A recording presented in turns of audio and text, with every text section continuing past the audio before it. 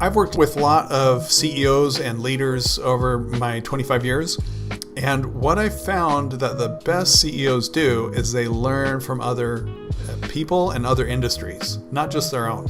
Here's what fintech, logistics, and IoT can teach any business. There's some transferable lessons here and cross concerns that aren't really prevalent in every industry, but we can learn from those industries where they are prevalent.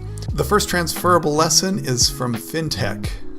Fintech is big on compliance. So what a lot of good fintech leaders have done is they have treated their compliance as a competitive strength, not overhead. Put yourself in the customer's shoes. If you know that you give company ABC, XYZ, whatever, your personal information, your credit card information, and you're going to be a good steward of that information, you'll be more likely to do business with them and share your experience with other people. In a lot of organizations, that takes a back seat and it's not really a high priority. A second one is logistics. Automate bottlenecks and the supply chain of your workflow. So automating is great. It is the way you're going to save a lot of time and help your employees work more effectively. Then once you automate those boring, mundane tasks, they can work on more meaningful work. It's interesting with logistics too. Shipping a package from here to there is not a big deal.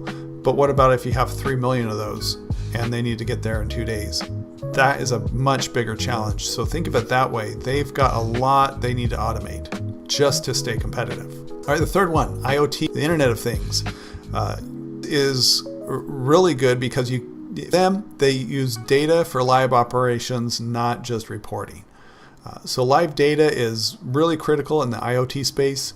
And if you can take a lesson from them, then you can make better decisions based off of live data instead of months down the road after it's already happened. So how do we apply that in a small business? Find a process bottleneck, map and automate. So first you need to assess the situation. Where are people spending a lot of time? Where can we decrease that time? We can follow what logistics do and we can automate those repetitive tasks. Real-time metrics is the second one, so we can act on our problems as they happen, not after the quarter's end. So being proactive, watching the data, watching those dashboards that are critical, and then we can make business decisions based off of the data.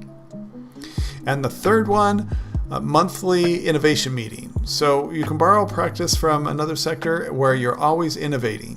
Which industry do you look for inspiration? Drop a comment. I'd love to hear about it, and I'll catch you again next time.